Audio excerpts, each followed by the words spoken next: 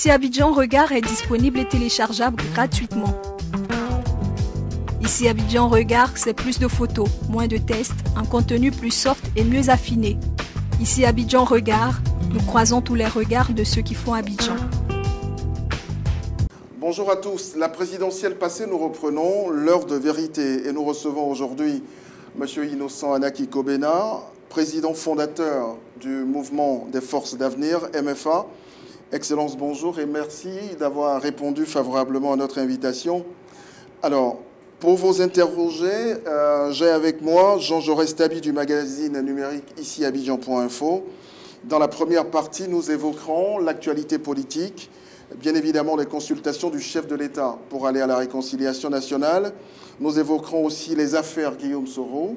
Nous ferons avec vous le bilan de la dernière présidentielle et nous évoquerons l'avenir de la CNC. Dans la deuxième partie de cette émission, avec Jean Jaurès Tabi, vous parlerez du MFA aujourd'hui, du RHDP, et vous nous donnerez votre vision de la Côte d'Ivoire nouvelle. Alors, Excellence, depuis quelques jours, le chef de l'État ivoirien a entamé une série de consultations pour prendre des décisions allant dans le sens de la réconciliation nationale. Comment appréciez-vous cela?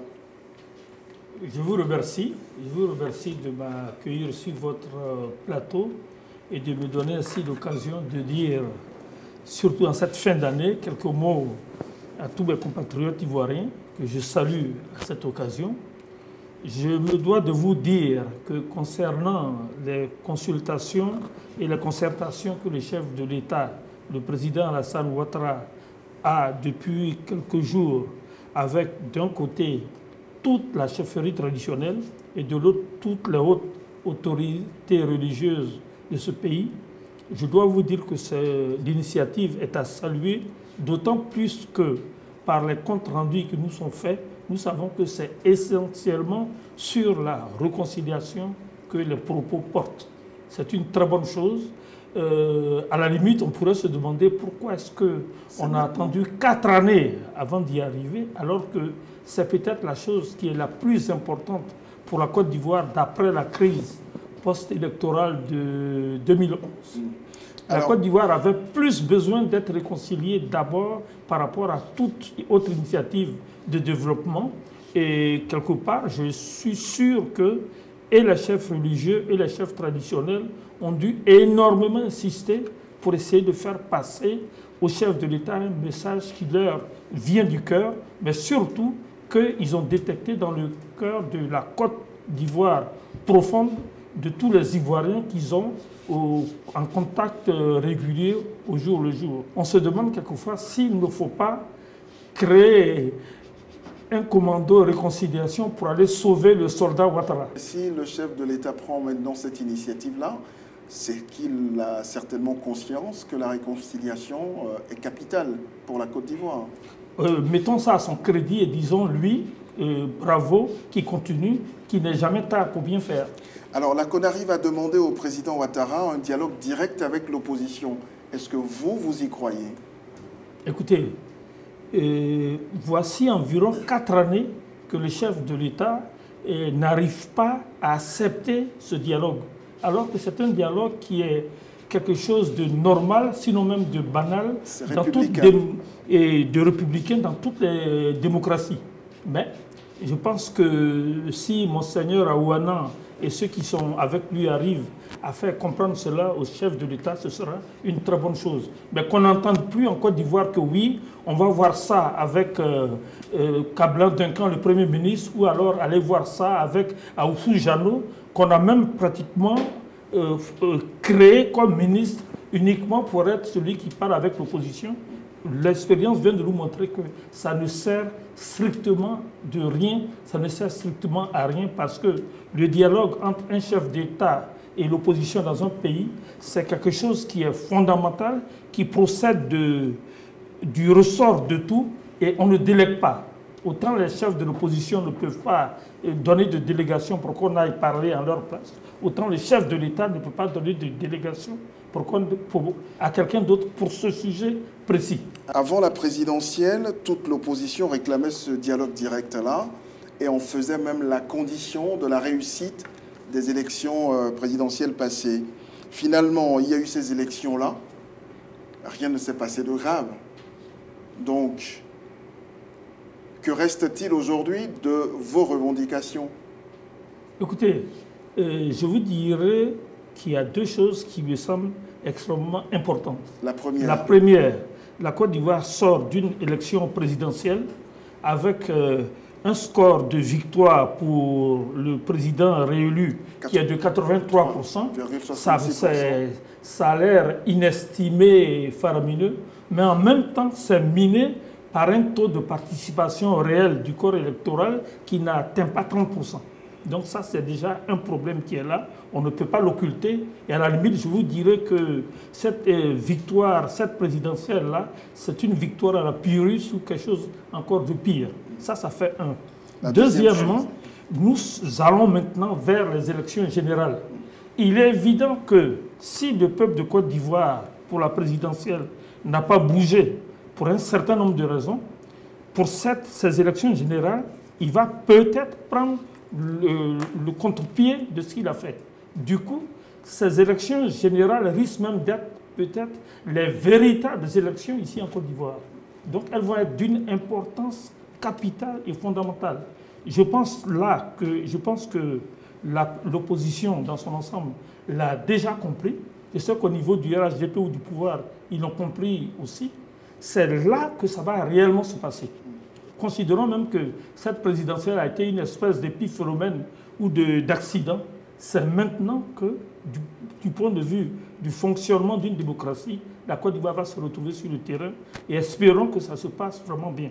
Mais je peux déjà vous dire qu'à mon avis, rien n'est tard pour l'opposition, à condition qu'il y ait au moins un minimum de choses réunies, à savoir que ce qui avait été demandé pour la présidentielle, même si tout n'a pas été obtenu, qu'il y ait au moins un minimum d'acquis, à savoir, ce dialogue direct qui va peut-être commencer bientôt avec l'aide des religieux ou des chefs traditionnels, mais aussi, quand même, soyons logiques, prenons par exemple un sujet comme la commission électorale indépendante.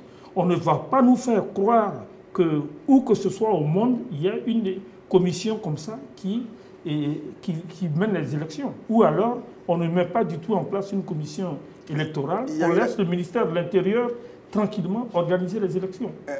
Monsieur Anaki Kobena, à la présidentielle, après la présidentielle, je n'ai pas entendu beaucoup de personnalités de l'opposition critiquer l'organisation de la présidentielle par cette commission-là.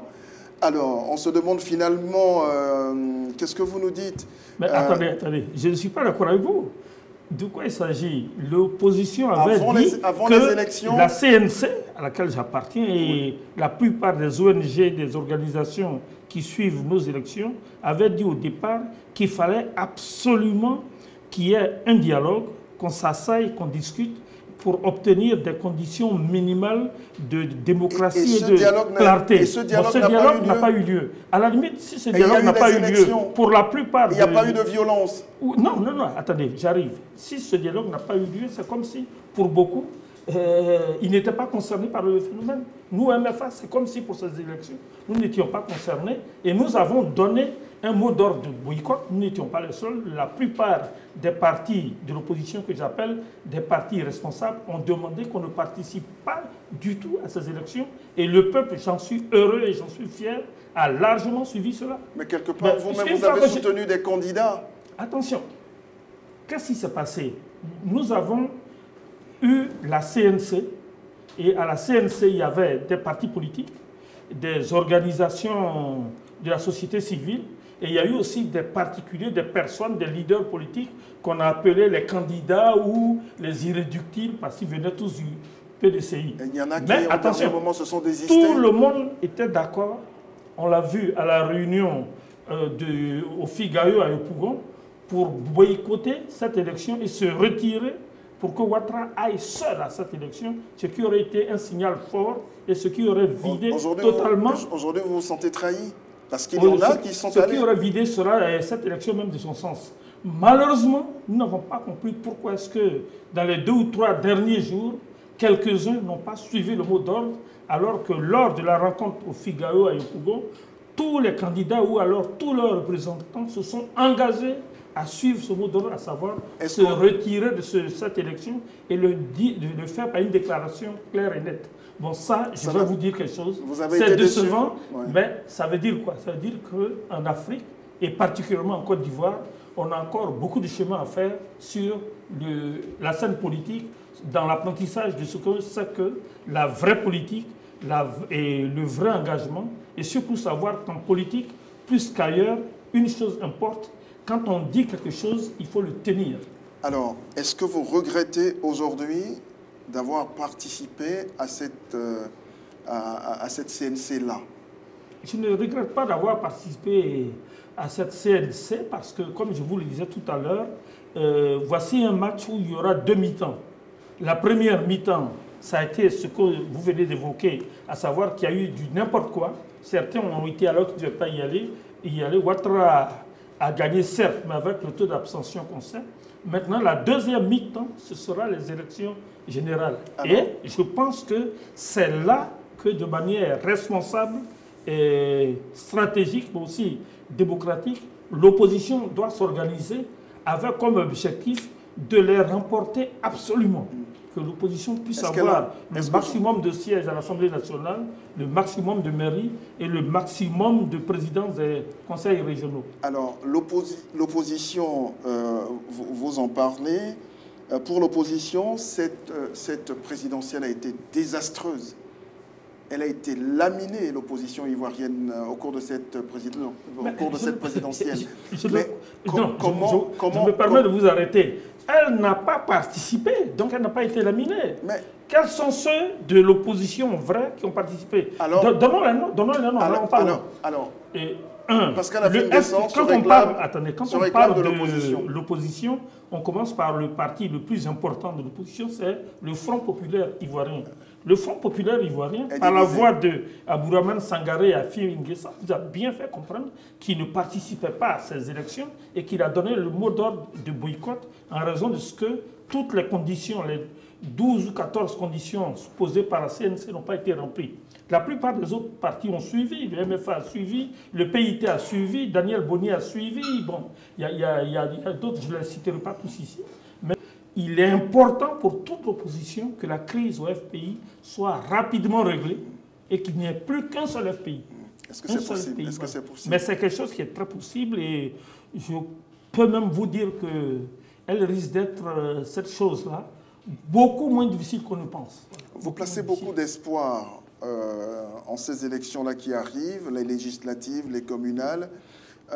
Sous quelle bannière vous présenterez-vous à ces élections? Est-ce que vous serez candidat à la députation, à une mairie, à une communale? Voilà. Sous quelle bannière? Voilà, merci. Écoutez, je pense que la chose sera simple comme ça se fait dans toute la démocratie. À partir de maintenant ou à partir de janvier, tous les partis de l'opposition vont se mobiliser, aller sur le terrain, faire le travail avec leurs militants, aller vers les populations et passer leur message. Ce que nous aurons à faire, c'est qu'à l'approche du dépôt des candidatures, et circonscription par circonscription, nos états-majors verront quelles sont les personnes ou les candidats qui ont le plus de chances de l'emporter. Donc vous rêvez d'une opposition unie? Non, ce sera forcément une opposition unie. Nous allons nous y atteler et je suis convaincu que nous allons y arriver. C'est d'ailleurs la seule condition d'arriver à battre le RHDP. Alors, autre actualité, il y a eu un mandat d'amener qui a été émis contre Guillaume Soro il y a quelques jours à Paris par une juge française. Alors, ce mandat d'amener a été levé. Guillaume Soro est même de retour au pays. Un mandat d'amener dans le cadre de l'affaire Michel Gbagbo. Alors, quel commentaire cela vous suggère? Écoutez, je crois que dans cette affaire, je dirais que ce soit pour moi, le citoyen Anaki Kobena, que pour vous, bien que pour tout autre Ivoirien, savoir que le président de notre Assemblée nationale est la personne numéro 2 dans l'ordre de nos institutions, se trouve dans un pays étranger est obligé de se cacher pour ne pas tomber dans les mains de la police ou de la loi. C'est quelque chose de désastreux et qui est... Enfin, c'est une honte qui est incommensurable. Les choses se sont peut-être bien passées. Enfin, et quand je dis bien passées, il est certes de retour, mais vous savez très bien que l'affaire n'est pas du tout terminée. Au contraire, qu'il y a même eu un nouveau degré dans la mesure où je crois savoir maintenant qu'il y a une inculpation ou quelque chose de ce genre-là. Je pense que pour ce qui est de cette affaire de Michel Gbagbo par rapport à ceux qui l'ont détenu à Bounaï aux conditions dans lesquelles il a été traité. Bon, par rapport également à cette affaire des écoutes téléphoniques du Burkina, parce que je sais que vous allez y arriver, je pense qu'il est important, lorsqu'il y a en jeu une personne qui est le numéro 2 du pays, que au niveau du gouvernement, mais surtout du chef de l'État, on se prononce de manière très claire, qu'on fasse une mise au point claire, nette, et s'il y a des décisions, qu'on les prenne. Voilà. Qu'on ne les prenne pas par rapport à un individu, mais qu'on les prenne par rapport à ce que c'est que l'État de Côte d'Ivoire, son rayonnement et sa crédibilité au niveau tant national qu'au niveau international. Et justement, parlant du chef de l'État, je vous fais écouter ce qu'il disait à la presse à son retour des vacances il y a de cela quelques jours.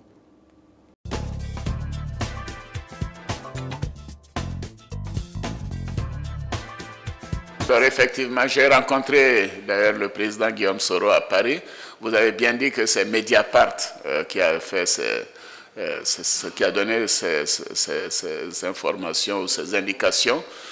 J'en ai parlé avec Guillaume Soro et le moment venu, nous allons traiter cette question avec les nouvelles autorités burkinabées. D'ailleurs, je précise que j'ai téléphoné dès le lendemain de l'élection présidentielle au président Roch Christian Marc Kaboré pour le féliciter et je lui ai dit que nous serons présents à son investiture. Voilà.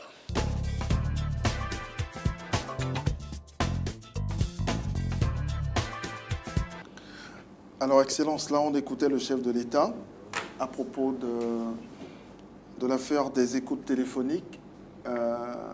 Quelle est votre réaction? Merci.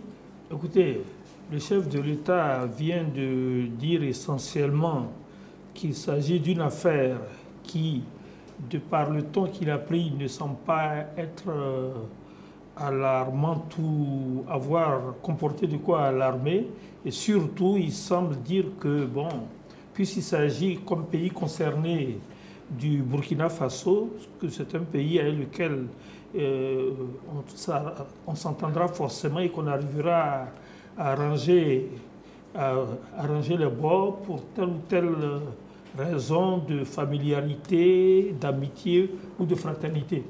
Bon, je pense que ce que les Ivoiriens attendaient, ce n'est pas encore ce qu'il a dit, mais peut-être qu'il faut lui donner le temps de s'asseoir et de bien voir. Il fallait d'abord qu'au niveau de la Côte d'Ivoire, on mette en place rapidement une commission d'enquête avec d'ailleurs des parlementaires et des hommes de droit et des spécialistes pour d'abord et avant tout donner notre propre version des faits par rapport à ce qui nous aura été opposé par le Burkina ou bien par d'autres côtés. Et à partir de cela, décider comme un État doit décider par rapport à quelque chose qui est quand même extrêmement grave, puisqu'il s'agit de relations quelque chose qui peut mettre en danger les relations entre la Côte d'Ivoire et un autre pays de la sous-région, et pas n'importe quel pays, le pays qui quand même a sur le sol ivoirien la plus forte colonie de ses ressortissants. Donc je crois que l'affaire est beaucoup plus grave qu'elle n'a été évoquée là, mais nous attendons, nous espérons que ce sursaut-là va venir. Alors, M. Anaki Kobena, nous allons passer à la deuxième partie de ce programme.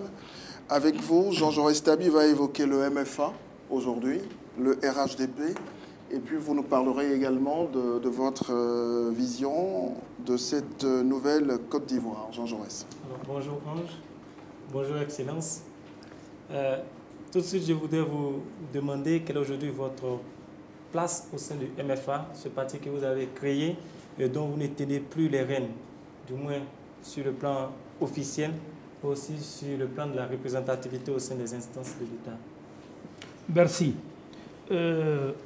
Vous vous trompez totalement et lourdement quand vous dites que c'est un parti dont je ne tiens plus les rênes. Il y a eu un congrès du MFA, le deuxième congrès ordinaire du MFA, ça s'est fait en 2014, en février 2014. Au terme de ce congrès, Anaki Kobena, que je suis, a été élu président du parti pour une période de 5 ans. Je suis donc le président légitime et légal du parti jusqu'en 2019. Il s'est trouvé que en 2015, au mois d'avril, il y a eu, paraît-il, un congrès extraordinaire. Et au terme de ce congrès extraordinaire, quelqu'un d'autre aurait été désigné comme président du parti. Mais le MFA, c'est un parti politique, donc c'est une association, et c'est régi selon les lois, la loi générale qui régit les associations en Côte d'Ivoire. Et aucune des conditionnalités pour faire un congrès extraordinaire n'a été réunie. Donc ça veut dire donc que ce qu'ils ont fait, c'est du faux, c'est de la mascarade, à la limite même c'est de la blague. Mais, il y a un mais, et je suis d'accord avec vous, et le mais c'est qu'ils l'ont fait, ça a été fait avec la caution totale du pouvoir, à savoir, je n'ai pas peur de les citer, des présidents Bédié, des présidents Ouattara et du cabinet du président Ouattara. Et je vais même vous dire qu'il s'agit essentiellement de Amadou Gon et de Aoussou Jano. Ils ont eu tous les moyens possibles et imaginables. Et il était pour eux question de faire de telle sorte que le MFA rentre dans les rangs et que le MFA se dépêche d'aller reconnaître, s'aligner derrière l'appel de Daoukro, ce que le MFA et ce que Anaki Kobena ont totalement refusé. Le MFA reste le parti d'Anaki Kobena et tout ce que vous aurez à côté, c'est de la mascarade. L'affaire est au tribunal. La semaine dernière, ça a été cité, mais pour la 5e fois, ça a été reporté. Et nous, ça ne nous étonne pas. On sait que ce sera reporté jusqu'au jour où ils estimeront que c'est assez pour eux. Par contre, quelque part, j'ai un petit espoir qu'on va peut-être rapidement sortir de cette impasse. Ça veut dire quoi? Si vous regardez très bien, dans la logique de l'appel de Daoukro, Konan Bédié va demander à tous les partis membres du RHDP d'aller en congrès extraordinaire, de prononcer leur dissolution et en même temps leur inclusion ou retour ou intégration au PDCI. Donc vous croyez au parti unifié? J'y crois. Bon, alors je pense que Konan Bédié va le demander au RDR. Ça peut se comprendre. Le RDR, ceux qui ont fait le RDR sont des gens qui étaient au départ des militants du PDCI. L'UDPCI, ce sont des gens qui étaient aussi du PDCI. L'UPCI, Niamien Konan, bon, c'était forcément un cadre du PDCI aussi. Mais cette clause-là ne s'applique pas au MFA. Le MFA n'est pas un parti qui est sorti du PDCI ou qui est né du PDCI. Le MFA est un parti qui a été créé à un moment donné par quelqu'un qui, à l'époque, sortait du FPI. C'est donc vous dire donc que aujourd'hui, je ne vois pas en quoi et quelle logique il y aurait à ce que Konan Bédié vienne arracher le MFA pour aller le dissoudre. Donc, comme il va obtenir que tous les autres partis aillent à leur dissolution, le MFA qui n'est pas concerné par leur zouglou, leur mascarade, là, ils n'ont qu'à lui foutre la paix et puis je pense que l'affaire devrait s'arrêter là. Alors, Excellence, le MFA, nous allons y revenir. Mais déjà, nous voudrions savoir aujourd'hui, en tant que leader politique mis en ballottage au sein de votre parti, selon vous, quel est votre poids sur la scène politique ivoirienne? Merci. Je viens de vous dire qu'il n'y a pas de ballottage, qu'il n'y a pas de double direction du parti, il n'y a qu'une seule direction du parti. Je vous le dis, je vous le répète, et je peux vous dire que la semaine dernière encore, la CNSP, c'est-à-dire la presse, ceux qui régulent la presse, a eu à faire passer un mot d'ordre à tous les journaux pour leur dire que juste à ce que la justice ivoirienne décide de savoir si la prétention des autres est valide ou pas, pour le moment, le seul MFA qui existe, c'est celui qui est dirigé par Anaki Kobena. Merci, Excellence. Je vous invite à présenter. Ça veut dire qu'il ne faut pas désespérer de la justice ivoirienne, non? Écoutez, tout peut arriver, tout peut arriver, tout peut arriver. Ne désespérons pas trop de la Côte d'Ivoire. Hein. Des Ivoiriens se sont prononcés sur votre poids politique, ont donné leur avis sur ce qu'ils pensent de votre représentativité sur la scène politique et je vous invite à suivre ce magnéto.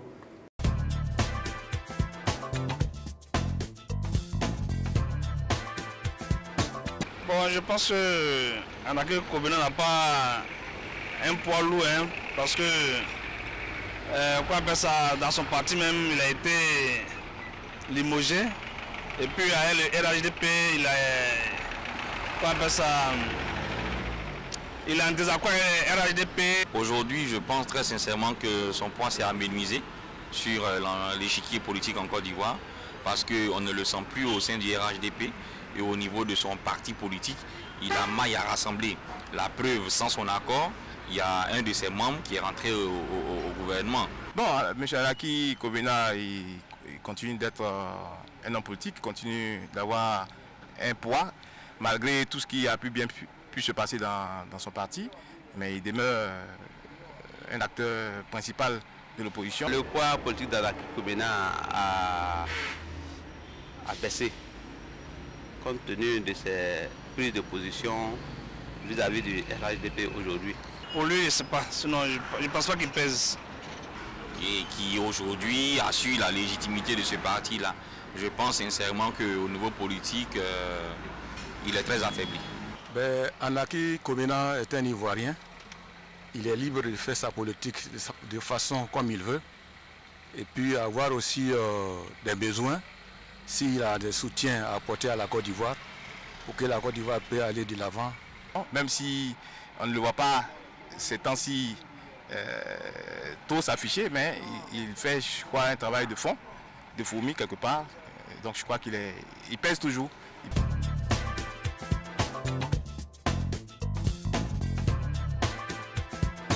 Voilà, Excellence, les avis sont partagés. Déjà, quelle est votre réaction sur ces avis d'Ivoiriens? Écoutez, ma réaction est une réaction qui est étrangement unitaire. Ça veut dire quoi? Toutes les interventions que je viens d'écouter découlent de ce que tous ces citoyens sont convaincus, comme vous l'avez dit, et comme vous avez, en tant qu'homme de médias, contribué à leur faire croire qu'effectivement, on a déjà arraché le parti à Anaki Kobena. Et il est évident que quelqu'un auquel on a arraché son parti, c'est comme si quelqu'un venait dans votre maison, entrait dans votre maison, vous arrachez la maison, à la limite même, vous arrachez votre femme et je ne sais pas quoi d'autre, il est évident que vous seriez affaibli. Donc je pense que ce que nous avons à faire au niveau du MFA, et la chose peut-être à laquelle je dois m'atteler dans l'urgence, c'est de faire une bonne campagne de communication pour faire comprendre aux Ivoiriens qu'on n'a pas arraché le parti. Voilà. Un parti ne s'arrache pas. Voilà. Un parti, si jamais on doit changer de direction, c'est au cours d'un congrès normal et ça se fait selon les statuts du parti. On va s'y atteler. Sinon, je les ai écoutés, je n'ai pas de reproche à leur faire. Si on leur a dit que le parti a été arraché à Anaki Kobena, bon, mais leurs réactions sont tout à fait normales. Et je remercie un ou deux dedans qui ont eu quand même une petite pulsion de sympathie pour moi. Mais comment est-ce que vous allez communiquer quand vous n'avez pas la possibilité d'accéder aux médias d'État? Vous avez raison. Non seulement je n'y accède pas, mais je peux vous dire que les médias d'État, le MFA et Anaki Kobena en sont pratiquement bannis et depuis des années. Vous pourrez un jour faire un panel comme vous venez de le faire et demander aux populations, vous avez vu Anaki Kobena parler à la télévision ivoirienne il y a combien de temps? Certains vous diront qu'ils n'ont jamais même vu Anaki Kobena parler à la télévision ivoirienne. Ça vous dit? Nous souffrons de cet ostracisme depuis des années et des années.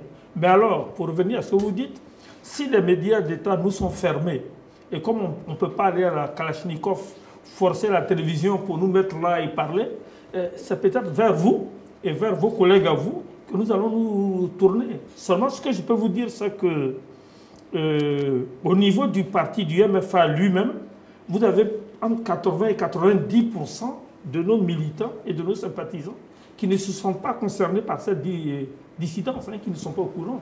C'est uniquement un petit nombre de cadres à Abidjan, ils ne sont pas plus d'une quinzaine, qui se sont précipités quand on leur a fait signe, parce qu'il y aurait eu des postes ministériels ou de l'argent ou autre chose à prendre, c'est tout. Le MFA est présent dans toutes les régions de Côte d'Ivoire et normalement pour un congrès pouvant délibérer, il nous faut 1882 personnes. Donc c'est vous dire donc que le MFA lui-même par rapport au nombre que je viens de vous donner ne touché en rien, mais vraiment en rien. Donc, Excellence, vous parliez tout à l'heure de la réunification au niveau du RHDP, j'aimerais y revenir. Pensez-vous cette réunification possible sans qu'on aboutisse à d'autres violences politiques en Côte d'Ivoire? Ah, ça c'est une question. On va la prendre en deux parties. Le retour au PDCI, le parti unifié. du fameux parti unifié de Conan Bédié, je pense personnellement qu'il s'agit de quelque chose de déjà conclu. À savoir qu'il y a eu un accord entre deux personnes, c'est Conan Bédié d'un côté et Alassane Ouattara de l'autre. Alassane Ouattara lui a dit « Je veux absolument que tu me donnes ce second mandat ». Et pour ce second mandat, c'est quand même quelque chose de très important, ça veut dire que le PDCI renonce à la présidentielle, renonce au pouvoir qu'il a perdu depuis 18 ans. Bon, mais la contrepartie, à mon avis, avancée par Bédié, c'est que d'accord, je suis prêt à me faire harakiri, à faire le PDCI harakiri, mais à condition que toi qui es le principal bénéficiaire, avec ton parti, vous reveniez à la maison. Et là, je pense qu'il est inconcevable qu'Alassane ne tienne pas cet engagement. Mais maintenant, quand cet engagement va se faire, et qui va se faire par la contrainte, ça ne plaît pas au cadre du RDR, on le voit déjà. Et même au PDCI, ça ne plaît pas forcément d'ailleurs à tout le monde. Mais quand on aura fait cette contrainte-là, qu'est-ce qui va arriver après? Ça, c'est la porte ouverte à toutes les inconnues. On peut dire que c'est la porte ouverte éventuellement à tous les dangers. Et c'est pour cela que, dès le départ, moi, j'ai personnellement trouvé que l'appel de Daoukro était quelque chose de très confligent, que c'était même une espèce de bombe qu'on déposait à l'intérieur du système politique ivoirien. Et on n'a pas fini d'en voir ou bien d'en constater les conséquences négatives. Mais ça peut aussi bien se passer. On a prédit le pire pour ces présidentielles, mais finalement, il n'y a pas eu de mort. Mais il n'y a pas eu de mort et je suis heureux, d'ailleurs, comme vous, qu'il n'y ait pas eu de mort, parce que pour cette présidentielle, les principaux groupes de l'opposition ne se sont pas sentis concernés et n'ont pas été dans la compétition. Alors, pour vous, Excellence, dans quelques mois, on aura un parti unifié qui va faire face à une opposition réorganisée. Et certainement au moins unie. Le RHDP est une force politique, une alliance politique organisée et solide. Il faut qu'en face du RHDP, il y ait un anti-RHDP aussi organisé, sinon même mieux organisé et plus solide. Et c'est à cela que nous devons nous atteler. Comment pensez-vous que les Ivoiriens puissent vous suivre quand ils se réfèrent un peu au spectacle, au récent spectacle que l'opposition dans son ensemble leur a offert pendant la présidentielle? Cette division, cette... C'est le lieu, peut-être, que je dise un mot aux Ivoiriens. Et les Ivoiriens, il faut qu'on leur parle. Il faut qu'on parle aux Ivoiriens pour leur dire que, attention, nous sommes désormais dans un monde où le plus important des choses, c'est le peuple lui-même qui se lève pour aller le défendre. On parle depuis peu d'un pays comme le Burkina Faso, le pays de nos voisins, nos frères, les intègres. Bon. Le Burkina Faso, à un moment donné, a eu un problème et a estimé qu'il ne pouvait pas continuer avec Blaise Compaoré à la tête de l'État. C'est le peuple, c'est la société civile, mais c'est le peuple qui s'est levé et qui a su comment faire pour que Blaise Compaoré quitte le pouvoir.